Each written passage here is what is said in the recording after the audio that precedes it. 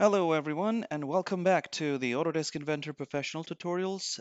In this video we are going to continue to talk about the create menu here under the 3D model tab. In the previous videos we talked about the extrude and revolve and sweep features. In this video we're going to dive into the loft feature. Loft feature is a very fun feature to work with. I'm sure if you watched any tutorials out there, a common exercise is creating a shampoo bottle, creating some kind of glass Coke bottle, or maybe a different kind of like modern looking shapes, like a vase, for example. But these are all transitional 3D objects. The way the material is added from top to bottom is transitioning from one plane to another, transitioning from one sketch to another, and creating material like that. So that's why the loft feature is very useful and very commonly used. So we're going to create a vase, and as we create the vase, it's going to make more sense how the loft feature is applied to the 3D object. So let's create a 2D sketch. We can select any plane. We can select XZ plane this time. Let's select XY plane again and draw a circle on the origin point. Now, since it's already on the origin point, it's not going to ask me for the location of the circle. So all I have to do is just assign a dimension to it. Let's call it 30 millimeters. Now it's fully defined. Let's finish the sketch. And for this exercise, I'm going to expand the origin folder on the browser tree, and I'm going to turn on the visibility for the XY plane so that we can see the plane we are working on and we can see the sketch we created on that plane. So now let's kind of look at it from the side so it's easy to work with. Now I need to create another plane above this, and I will use the work plane feature. In this tutorial, we have a video covering the work plane, work axis, work point. So feel free to check that out if you want to just remind yourself how it was used. But in this case, we are going to use a very simple version of it. We're going to click on the work plane and come to the XY plane, and then we're going to hold down the left mouse button and drag it up. And then you can enter a distance here, say 10 millimeter. And now we created a work plane 10 millimeter above the first plane. So now I can use this work plane to sketch on. So I can just click on new sketch, select this plane, and now I can draw another circle, again using the origin point. Let's say this one is 50 millimeters. Now let's finish the sketch and look at what we did. Now we created two layers. The first one was the XY plane, and we sketched on that. And then we created another work plane, and we sketched on that. So now let's continue to do this. But this time, I don't want to use the plane feature. I want to show you a quick shortcut. I can actually use the Start 2D Sketch function to create the plane and immediately start the sketch. So let me show you how that's done. I've clicked on the Start 2D Sketch option here, and then I'm going to come to the plane that I created before, and I'm going to hold and drag it up, just like how I did it with the plane. And this way I can enter the distance here. Let's say this one is 50 millimeter higher, and I didn't have to start a sketch, for example. It automatically started the sketch for me. And then I can create a circle. Let's say this one is also 30 millimeters.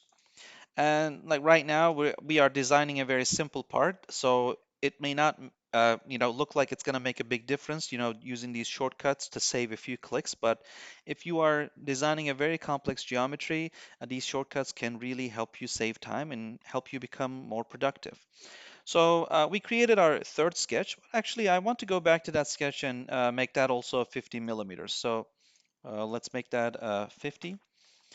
And let's use the same shortcut and come here, and maybe at 10 millimeters, we created another plane, and let's create this also 30.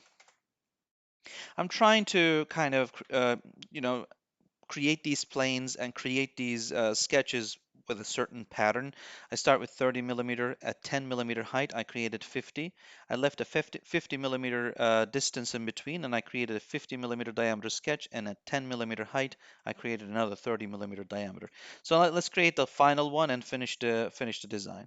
So let's come here, maybe this time 20 millimeter height, and let's draw another 30 here. Again, feel free to assign different dimensions. It's kind of fun to see how that, applies to your design, how that affects your design. You can always play with these dimensions and see how the loft feature is used. Now we created 5 planes, 5 sketches. Everything is recorded in the browser tree. You can see, you can highlight each one of them and inspect.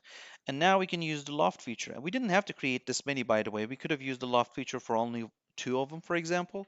But I just wanted to design a vase, and I wanted to have 5 layers to work with to manipulate the design of the 3D object. So let's click on Loft, and that brings us to Loft menu. There are two important parts here. The first one is the sections, and the second one is rails. So we're going to focus on the sections part, and now we can add sketches to this selection box. So we can select this first sketch at the bottom. Now the sketch one is here listed under sections. Now as I click on the second sketch, it is also listed here and it is showing me a preview of the loft that it is creating. So I can come here and kind of zoom in. It's not created yet. It is just this greenish yellowish color. It is showing me that right now there are two sketches in this loft and it is starting with a 30 millimeter diameter, and the next one is sketch 2, which is a 10 millimeter height and it's 50 millimeter in diameter. It is transitioning to that and creating material like that. So just for the example, let's just click OK and see what kind of loft it creates at this point. See, it just created a transitional part, transition from one cross section to another. So now let's go back to Loft 1 and keep adding more sections to our loft. So for example, I want to click on this one. Now notice that it adapted to that third addition to your loft feature. Now we have another sketch which is 50 millimeter higher and it's a 50 millimeter in diameter, but it has to transition to that. So now it's coming from 30 to 50 in a way that it can also transition to 50 millimeter sketch, which is the third sketch. Now let's continue to add more to this section. So let's add this sketch, for example, and add this sketch and click OK and see what it looks like. Yeah, so it looks like a vase, but I want to update it a little bit. I want to maybe give it a different shape. I can do that by modifying the sketches or modifying the location of the planes. For example, I want this section here to be a bit smaller diameter. It looks too thick right now. So which sketch is that? I can go to Loft 1, expand that feature, and I can see that sketch 1 to sketch 5, all of them are consumed by this Loft feature. So I'm interested in looking at this diameter, this circle here. So double click on that. It takes us back to that sketch mode. Instead of 30, maybe we want this to be 20 millimeters. Let's see how that affects our design. Yeah, it looks slightly better, but I also see that this section is a bit bulky. So let's modify that. Maybe I can come to this first work plane here, and I can, instead of 10 millimeter height, I can put it at 20 millimeter height. Yeah, now it looks slightly better. So, and also like, of course, we are kind of done with this XY plane. We can right click and uncheck visibility so it doesn't block our vision, and it's kind of looks like I can focus on the 3D object I'm creating. And I can always hold down the control button on my keyboard, select work plane 1, work plane 2, work plane 3, and work plane 4, and again, uncheck the visibility for all of those too. And I can still go back in those. I can still modify them. It's just they're not visible on the screen, so I can just focus on the 3D object I'm generating. Yeah, so it looks like a vase. So let's go back in the loft feature. Again, I can continue to modify the dimensions.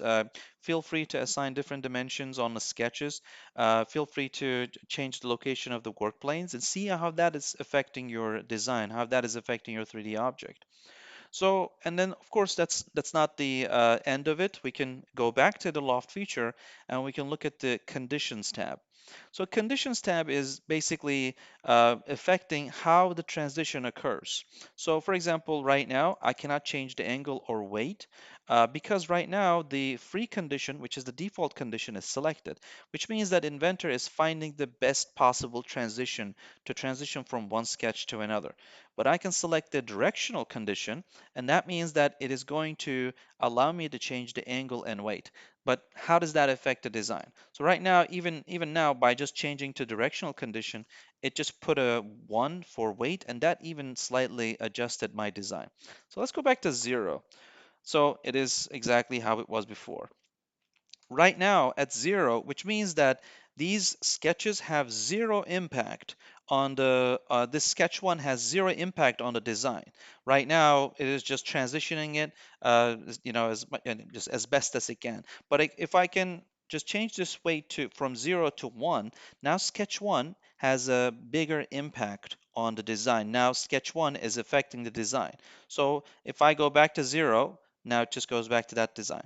So for example, I change this to, let's say, I don't know, 10. Right now, see, it is starting. Let me go back to the side view a little bit. It is starting with 90-degree angle from the sketch 1, and it kind of maintains that for quite a bit before it transitions to the next sketch. So if I change the weight to 0, now it is maybe starting with 90 degrees, but it immediately starts transitioning because the weight is 0. So this sketch 1 has a lower impact on the design. And again, you can change the weight and modify the design like that, or you can come back to angle. Uh, Let me just come here, come back to angle. Say I want this angle to be 150 degrees, and let's click OK. Right now, it is not showing me the preview. 150 degrees. So right now, instead of coming with a 90 degrees, I just had to click OK for loft to get out of that and see the preview of the part. And right now it is, instead of a 90 degrees, it is kind of transitioning. It is starting to transition at a 150 degrees angle. So let's go back to conditions and maybe experiment with 50 this time. Click OK. Notice that now it is not doing 90, it is actually doing 50. So it's just kind of closing that angle here. It's going inward a little bit, and then it is going up. So maybe with a 50 degree angle, maybe we want 10 millimeter weight. Now it's a substantial change because it is not only adding material, starting a transition with a 50 degree angle, it is also prioritizing this transition, this sketch here at the bottom. So that's why this 50 degrees angle is more visible here. And then it finds a way to transition to the next sketch. So again, let's look at the part like from the top a little bit. Yeah, so right now it is a completely different geometry. Let's go back to 90 degrees and then let's go to 0 and then click OK. So now, yeah, this was the initial 3D object we created. And again, we can shell this and we can make it hollow and we can finish the design like that. Again, feel free to look into the change sketches, create work planes and maybe change the distance between work planes. Use the origin planes, create your planes with the work plane feature, or use the Start 2D Sketch shortcut to create the plane and immediately start the sketch. And add your sketches to your Loft feature and try to modify them and try to change the shape of the object. And again, with conditions, you have more control on the 3D object. You can continue to explore different geometries and different 3D shapes. And like I said, Loft feature is, of course, not only used for these kind of shapes. I remember using it for vacuum hoods. I remember using it for, like I said, the shampoo bottles, water bottles, and just those kind of geometries where you need to start from the base and you need to add the material in a transitional shape, transitional manner. Loft feature is commonly used. In the future, we're going to actually have really complicated assemblies. And in these assemblies, I want to use each one of these 3D model creation features, extrude, revolve, sweep. And we're going to have some really cool examples for the loft feature as well. And I don't want to give like the commonly used exercises because they're everywhere. We want to explore with different 3D objects and that have real life applications. And we want to use the loft feature to create those objects. So, and feel free to just keep trying the loft feature and create 3D objects. And let me know what you think in comments. And if you want me to cover something new in the following videos, let us know in the comments. Before we end the video, I want to mention one more thing, this rails part of the loft feature. That is also very important, but basically right now we are not assigning any rails between these sketches. So Autodesk Inventor is just finding this center point and just adding material directly to until it meets the next sketch in the sections tab. But we can actually assign a rail. We can kind of draw lines between the sketches and say, I want you to create a loft and I want you to follow this line instead of just changing everything in the sketches and conditions. We can just actually designate a line and use that as a rail, and loft feature will follow that rail to add the material. We will use that in the future. There are some applications that kind of we don't want Inventor to design, create the loft feature as a default feature. We want to assign our own rails and accomplish the design geometry we want to accomplish. So stick around for that. And in the following videos, we're gonna get in more details. But again, please don't forget to subscribe, comment, and like the video. See you in the next one. Thank you.